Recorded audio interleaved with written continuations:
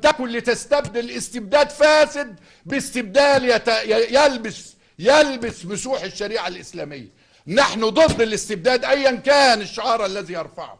ومن هنا فكان اعتراضنا الرئيسي على تحصين قرارات السيد الرئيس اللي احنا مع سلامته ومع استمراره كرئيس منتخب، بل مع الحفاظ عليه وتمكينه من أداء واجبه، لكن لسنا مع استبداده حتى لو كان الرئيس هو سيدنا أبو بكر الصديق. فالإسلام الذي نعرفه لا يعرف الاستبداد بأي حال من الأحوال. الإسلام الذي سمح لفراد الرعية أو لفراد المواطنين أن يقف في وجه سيد البشر محمد صلى الله عليه وسلم ليقولوا له هل هذا وحي أم هذا رأيك، ويواجهوه بالرأي. فلن نسمح أبدا أيها الإخوة، ولا نريد ولا نقبل أي استبداد من أي نوع.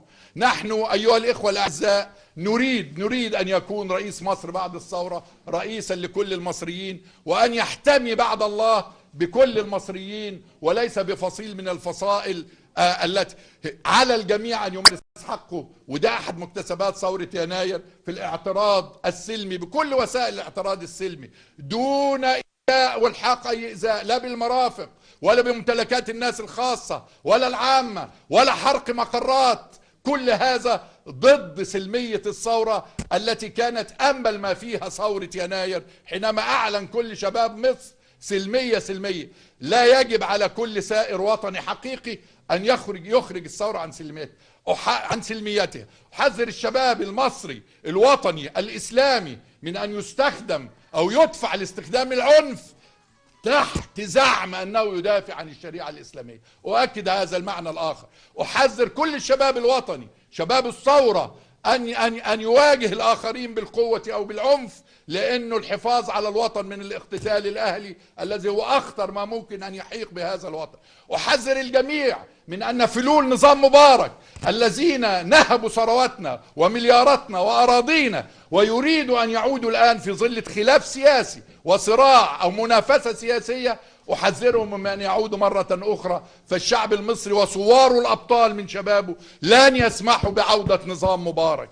واللي ريقوا جري من نظام مبارك ورجالته أن الوقت حان ليعودوا مرة أخرى. والذين الآن يركبون الثورة أو يحاولوا ركوب الثورة المصرية والمعارضة المصرية، والذين لم نرهم إلا داعمين للمشروع الصهيوني على مدار تاريخهم السياسي، هؤلاء جميعا لن يسمح لهم الشعب المصري أن يتواجدوا. أيها الإخوة الأعزاء، نحن إذ نرفض أيضا بكل وضوح، وهذا موقفنا الذي أعلنه أو الذي اتفق عليه مكتبنا السياسي، أننا نرفض مسودة الدستور المعروضة للاستفتاء يوم السبت لأسباب موضوعية مكتوبة في بياننا ستوزع على حضراتكم، لا يسع الوقت للحديث عنها الآن، لأسباب موضوعية سبق أن أرسلناها للسيد رئيس الجمعية التأسيسية يوم 14 أكتوبر حينما صدرت أول مسودة، ونؤكد فيها على أننا ضد هيمنة العسكر على أو الوصاية العسكرية، ضد التدخل الأجنبي. دستور يحقق العدالة الاجتماعية بصدق وبأمانة وبوضوح في بلد 70% منهم الفقراء. عندنا الأسباب الموضوعية بموادها اللي من أجلها رفضنا هذه المسودة.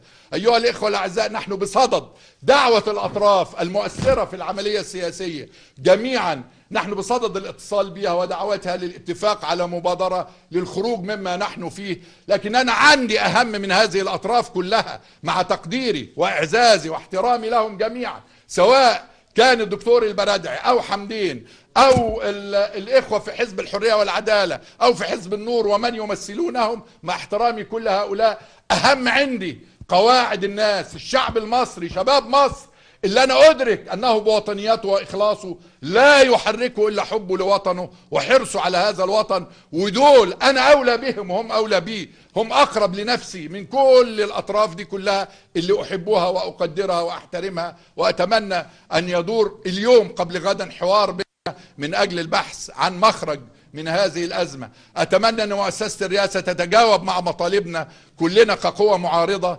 سواء التيار القومي أو التيار الليبرالي أو التيار الوسطي الذي أتصور أننا نمثله. شكرا للإخوة الإعلاميين، وأرجو أن يسامحوني في انفعالي، لأن دم الذي أريق بالأمس أيا كان صاحب هذا الدم هو دمنا نحن، دمنا، ومهين لنا أن يراق دم بعد ثورة 25 يناير أو نستمر في إراقة الدم حتى هذا الوقت. شكرا لمشاركة حضرتكم، وأنا أشكر الإخوة الأعزاء المستشارين السياسيين وأعضاء الحزب الذين شاركوني هذا اللقاء، وأنا تحت أمركم، والسلام عليكم ورحمة الله وبركاته. لو كان الأخ العزيز الدكتور سيف عبد الفتاح يضيف بيان لا أنا مش يعني يكفي